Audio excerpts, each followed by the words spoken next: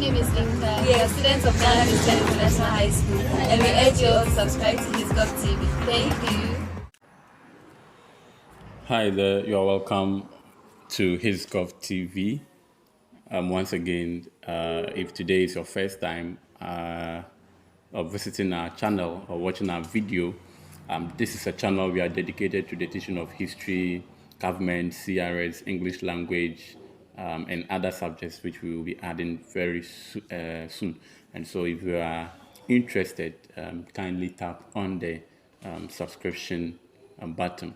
So today we are looking at the reasons for CPP's victories in the first three major elections conducted in the Gold Coast. And this one is not about breaking the 8 or breaking the 5 or whatever. No. The CPP won 3 major elections consecutively.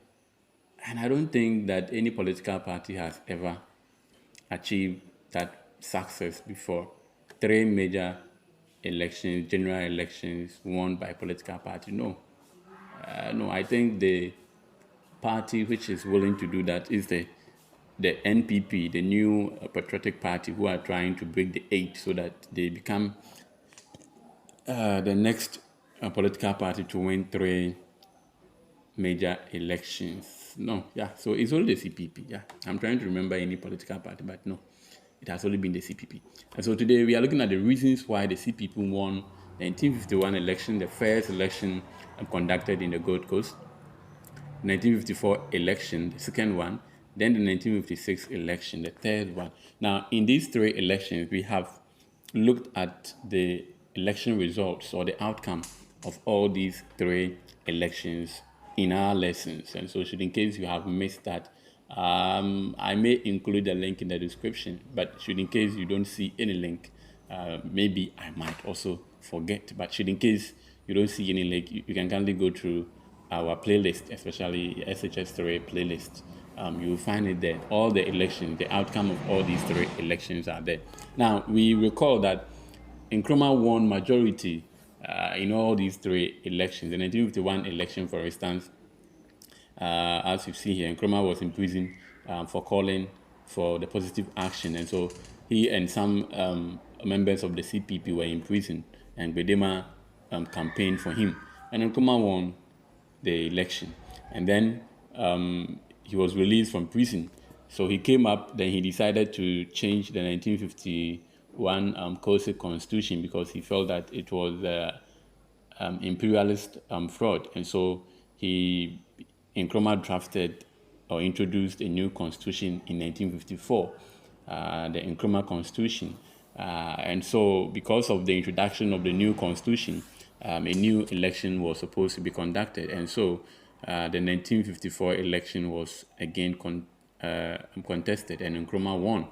And then the 1956, because of 2 developments, the Ewe question, that's the 1956 plebiscite, as to whether the people who belong to the Volta land area, then known as the Transvolta Togoland, were to be part of the Gold Coast or were to join the Gold Coast to achieve independence, or they were to, be independent on their own or join Togo. And then also with the emergence of the National Liberation Movement, that also called for another fresh election to be conducted in the Gold Coast. And so that also occasioned the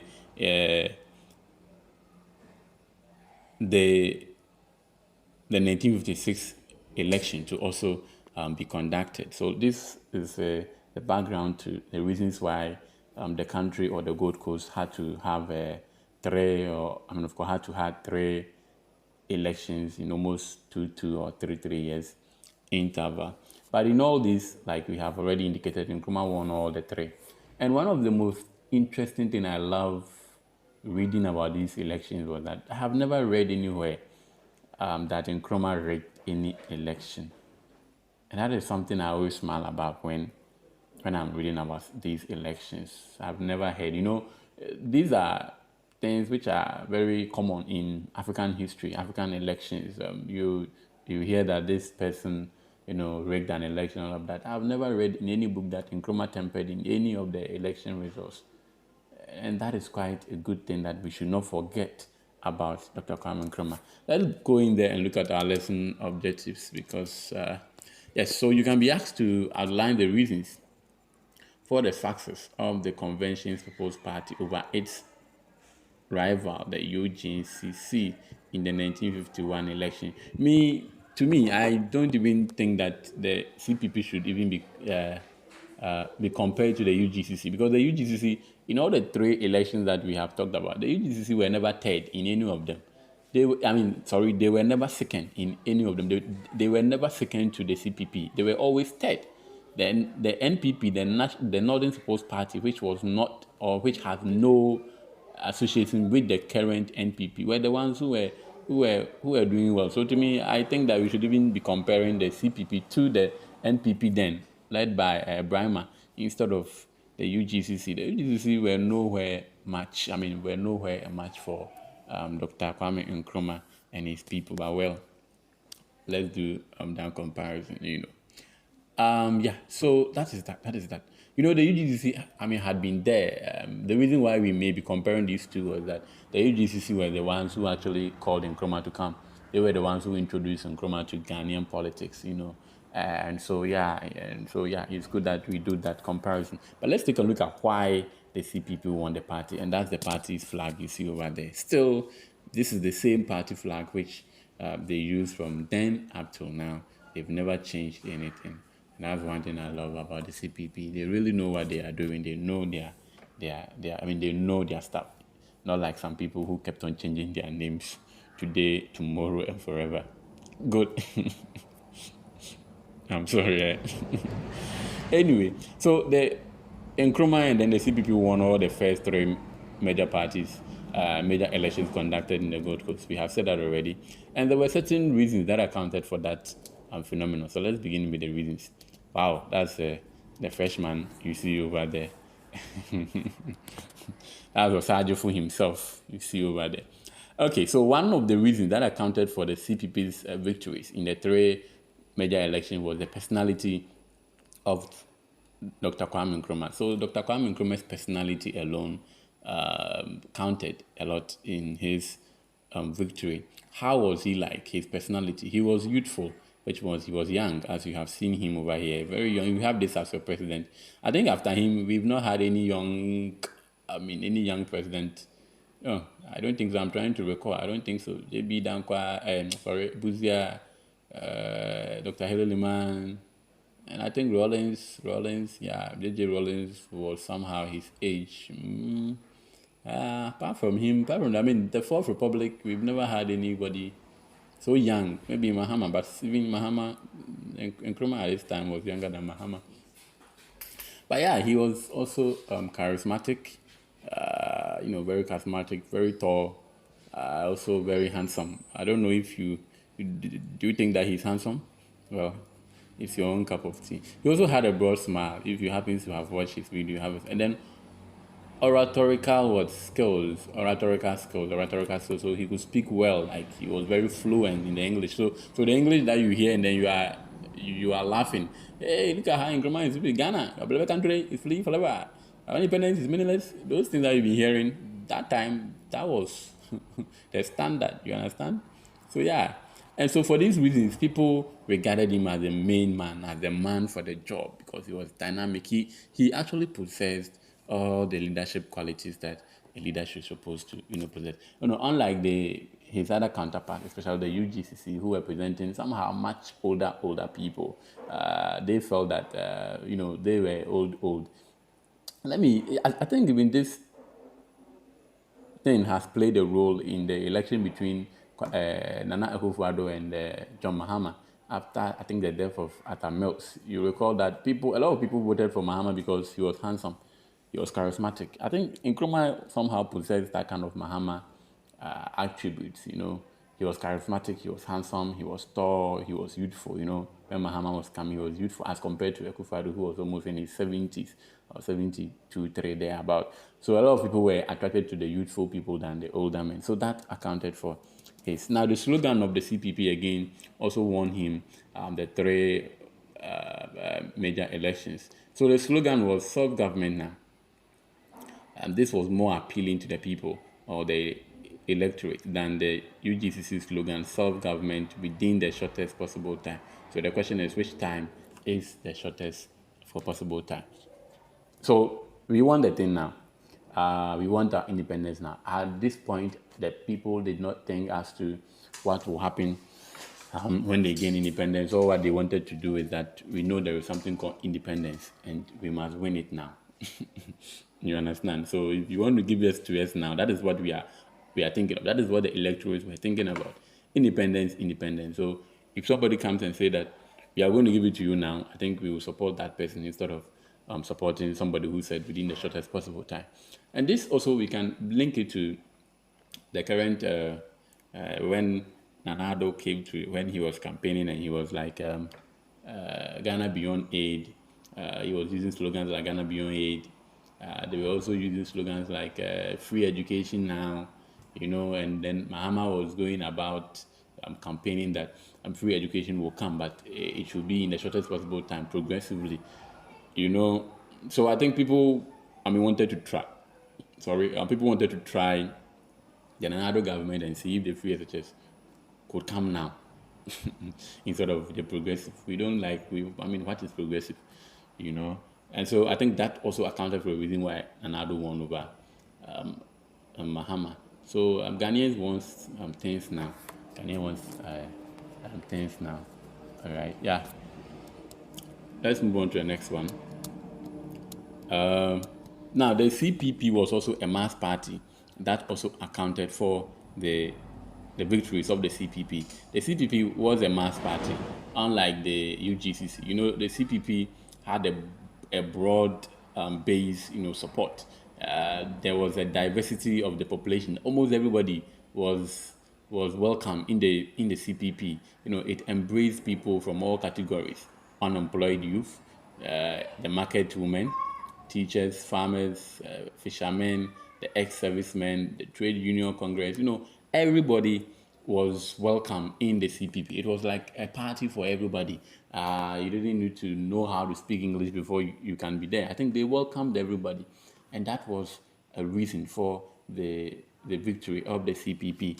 Now, the UGCC on the other side were more or less like an elite society, like. Of course, let me be funny here. I think with the UGCC, if you didn't know how to wear coat, you will not be allowed to be part of the UGCC. Oh God, forgive me for that. I think so. If you did not know how to wear coat, I am sure that you were not welcome in the UGCC.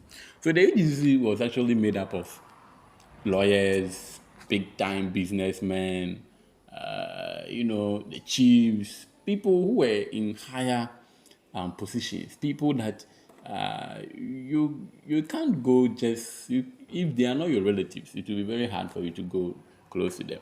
And the mistake that some of these people also make is that they refuse to come down to the people. You understand? And so that is what also was the failure of the CPP and of the UGCC. And I think in our discussions with the failures of the UGCC, we did talk about that. But Nkrumah's party was not like that. And so it won the heart of everybody. And these were the youth people, these were people who were in their youthful age, and the majority of them were the ones who were going to vote. Now, I was thinking, I had something in mind. It has escaped me. Anyway, let's move on. Okay, yes. Now you see when an election is approaching, you see that some of our aspiring MPs and even presidents, they go down to the local people. You have seen videos of Okubanda Poi pounding fufu, some of them braiding women's hair in the market, some of them coming down to the level as low as you see Mahama with a picture of him. I recall in the 2016 election, a picture of him lacing the shoes of what do you call it? A kindergarten government school child, school child.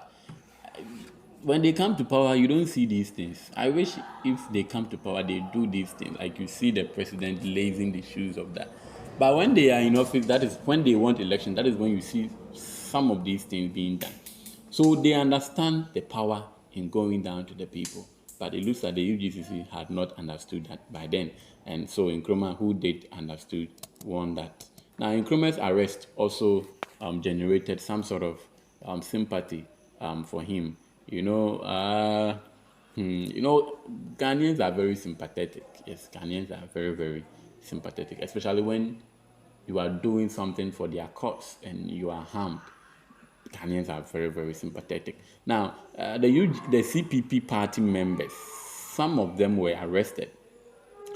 That is Dr. Kwame Nkrumah, Kofi Baako, Kojo Botu, and then N.A. Welbeck. These people were arrested for organizing what they called the positive action on January 9, 1950. Now, in this positive action, it was actually a protest whereby these leaders of the CPP asked workers in Ghana not to go to work. They should have a sit-down strike, a sit-down protest, whereby if independence is not granted now, nobody is going to work for the colonial administration, for the economy to go, nothing. Everything will come to a standstill. And these members were arrested for doing that. So that arrest, made Nkrumah to become a great hero. I think this was his second arrest. This arrest happened before the 1951, the first ever election conducted in the Gold Coast. All right. So it made him to become a great hero, in the sight of Ghanaians, and because the people saw that Nkrumah was selfless and dedicated person who was championing the cause of the masses, and then he was being arrested. So it wouldn't be fair to vote for somebody who has been eating freely any food that he wants, and then you leave the person who was fighting for your cause to be in the prison. So I think that was one reason that made the Nkrumah also to win the 1951 election, especially. Let's look at the last one. Also, there was reduction.